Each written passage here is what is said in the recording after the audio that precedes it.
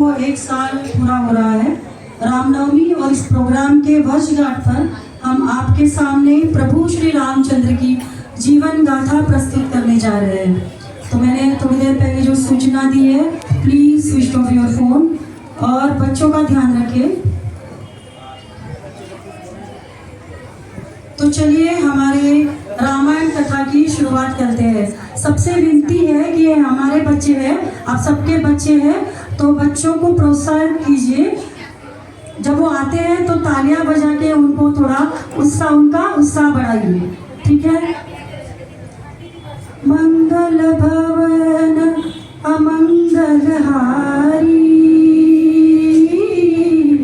द्रबहु सुदशरथ अजर बिहारी। बोलिए सिया राम जय जय राम, राम सिया राम जय जय राम।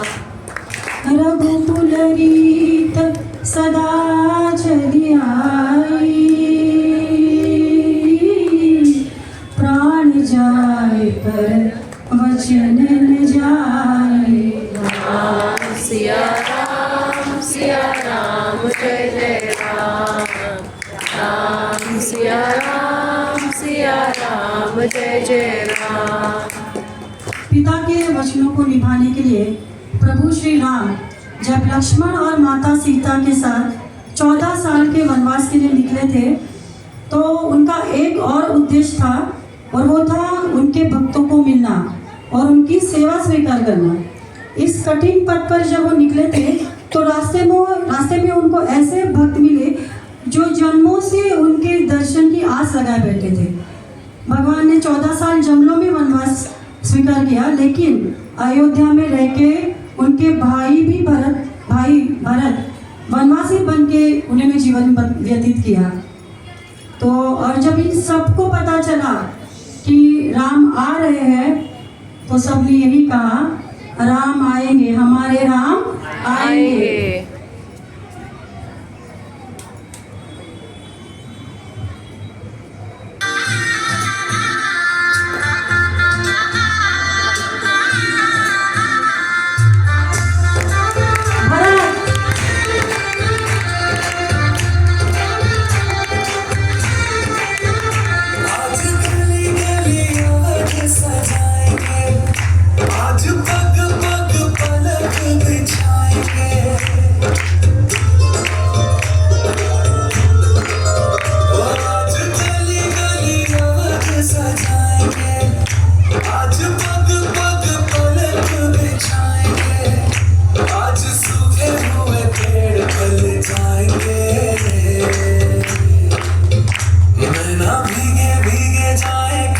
खुशी छुपाए राम आएंगे, कुछ समझ न पाएगा, भूल बिछाए राम आएंगे। मेरा भीगे जाए कैसे खुशी छुपाए राम आएंगे, कुछ समझ न पाएगा, भूल बिछाए राम।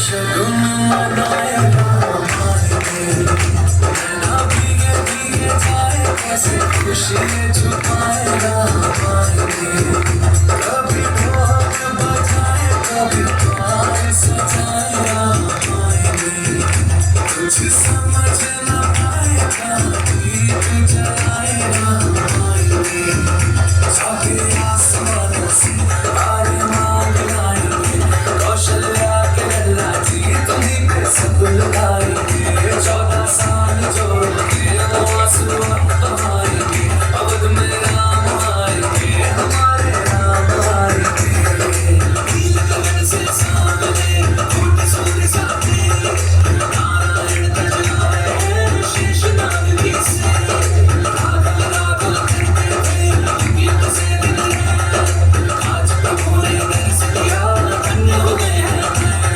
माता अहिल्या मस्तक है तीन लोक सुनर करे प्रणाम, एक चंद्रमा एक सूर्य एक जगत मेरा, एक जगत मेरा,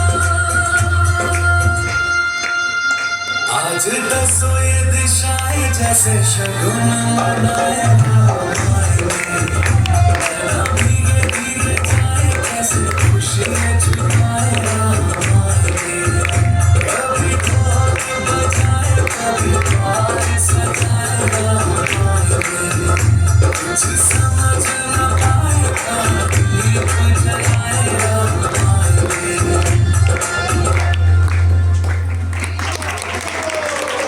तो आइए सुनिए और एक भगवान श्री रामचंद्र के असीम भक्त की कहानी, जिसने भक्ति में श्रद्धा, दृढ़ता, धैर्य, तपस्या और गुरु निष्ठा का एक ऐसा उदाहरण स्थापित किया है जिसको सुनकर युगों युगों तक मानव प्रेरित होता रहेगा।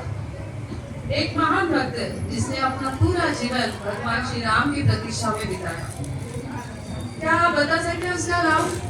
और कहते हैं भगवान खाते नहीं, कौन कहते हैं भगवान खाते नहीं, बेर शबरी के जैसे खिलाते नहीं, बेर शबरी के जैसे खिलाते नहीं। तो शबरी, आइए सुनते हैं शबरी की कहानी। शबरी जो शबरी जाति से ही इसका नाम शबरी पड़ा।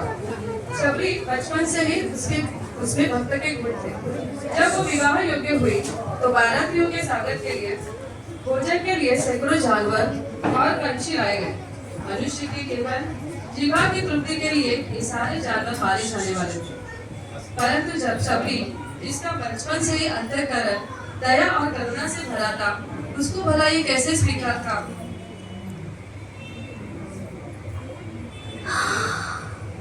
इन जानवरों को यहाँ क्यों लाया गया है? ये सब कष्ट में है, इनके साथ ऐसा क्यों हो रहा है? पिताजी, इन सभी को आपने यहाँ इस तरह क्यों रखा है? बेटी, परंपरा है, बारातियों का स्वागत इनके मांस से होगा। मेरी शादी में इतने सारे जानवरों को मारा जाएगा, मेरे कारण इतने सारे निर्दोष पशु मरेंगे। पिताजी, इतने सारे जानवरों को मारना पाप है, ये निर्दोष हैं। मेरी शादी के इन्हें मारने की क्या जरूरत है? ये हमारी परंपरा, प्रतिष्ठा और शान है। हमारे कुल में ऐसे ही चलता आया है और ऐसे ही चलेगा। पिताजी, ऐसी कैसी परंपरा है जो इन मासूम जानवरों को मारकर होती है? अरे बस भी करो सबरी, ये हमारे यहाँ की परंपरा है। आज तुम्हारी शादी है, तुम अंदर जाओ।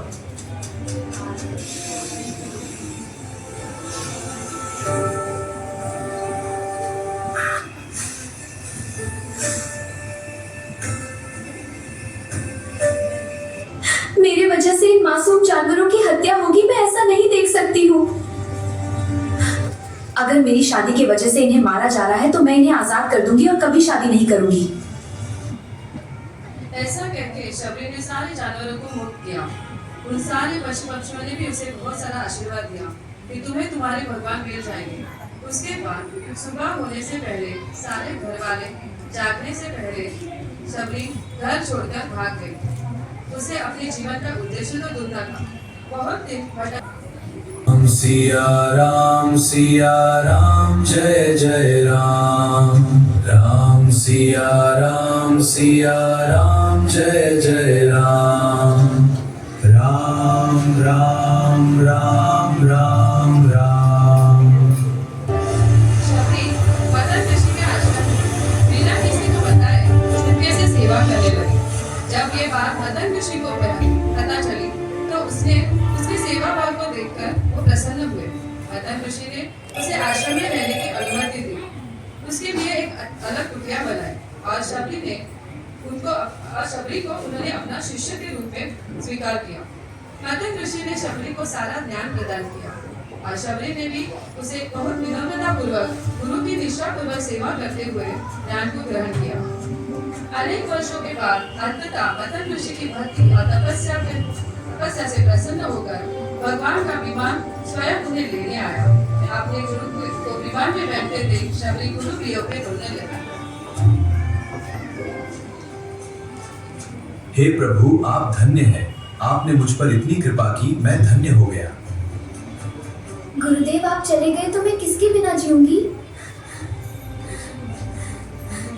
बेटी, मैं भले धाम जा रहा हूँ, पर स्वयं भगवान तुम्हें दर्शन देने आएंगे। तुम प्रतीक्षा करना। गुरु के वचनों पर विश्वास रखकर शबरी दिन रात भगवान की राह देखती। भगवान आज अवश्य आएंगे ऐसा सोचकर हर दिन वो आश्रम स्वच्छ करती, ताजे फूल चुनकर आश्रम को सजाती, भगवान के लिए मीठे फल चुनकर रखती। दिन महीने वर्षों बीत गए। शबरी प्रतीक्षा करती रही, परंतु ना उसका गुरु के वचनों पर का विश्वास कम हुआ, ना उसका उत्साह और ना ही उसकी भक्ति।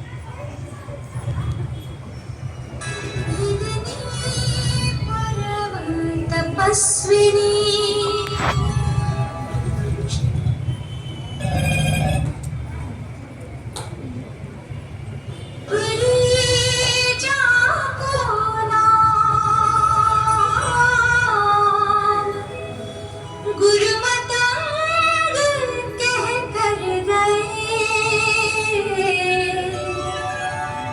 तो ही मिलेंगे राम।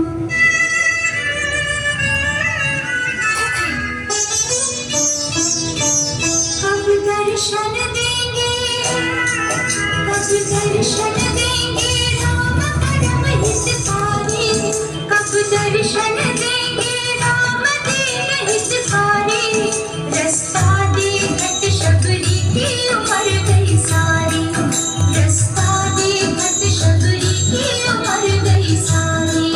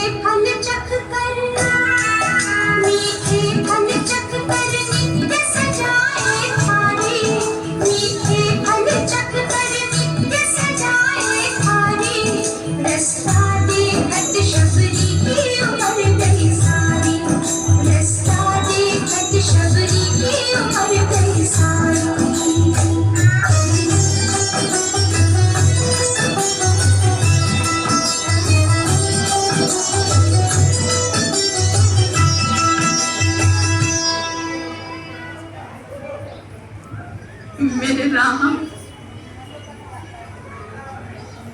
मेरे राम,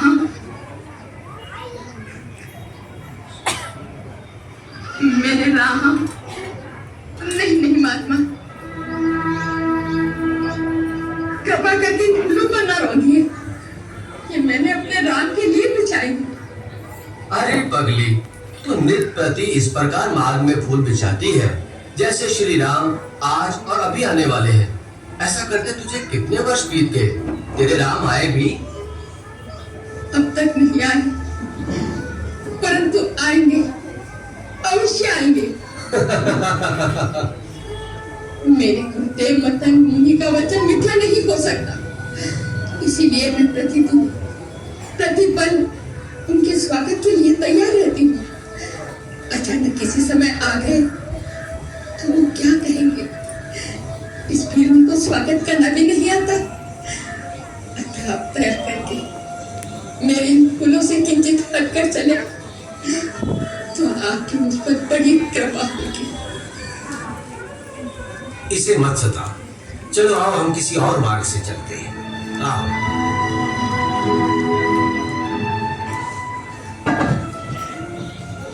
राम, मुझे तो कभी कभी ऐसा लगता है जैसे कि बिल्ली पागल हो गई हो सकता है, परंतु ये भी मत भूलो कि भक्ति और पागलपन में अधिक अंतर नहीं होता। सांसारिक दृष्टि से देखो तो भक्त पागल ही जैसा दिखाई देता है।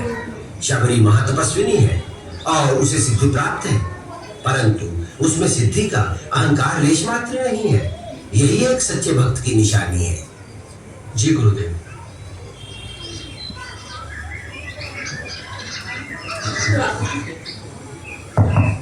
अंतिम काम वो क्षण आ ही गया जिसका आप सालों से शबरी प्रतीक्षा कर रही थी।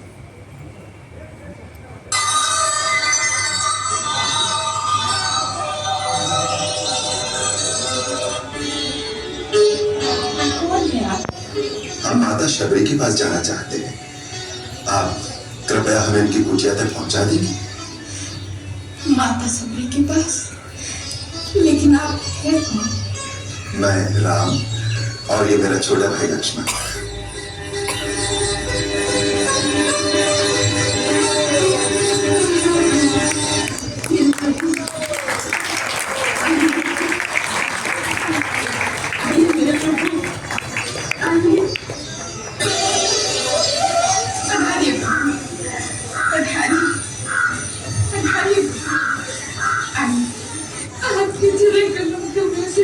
आज मेरी कुटिया पवित्र हो गई।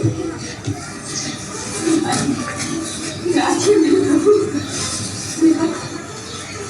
राखी, राखी, राखी मेरे। मैं आपके चरण पखारती हूँ। प्रभु, आपको भूख लगी होगी ना? हाँ, मैं फल लेकर आती हूँ।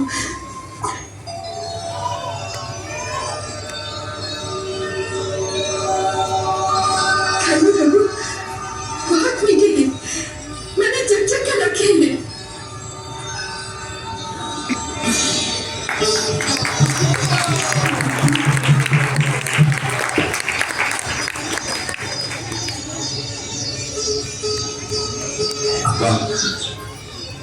अच्छे हैं ना?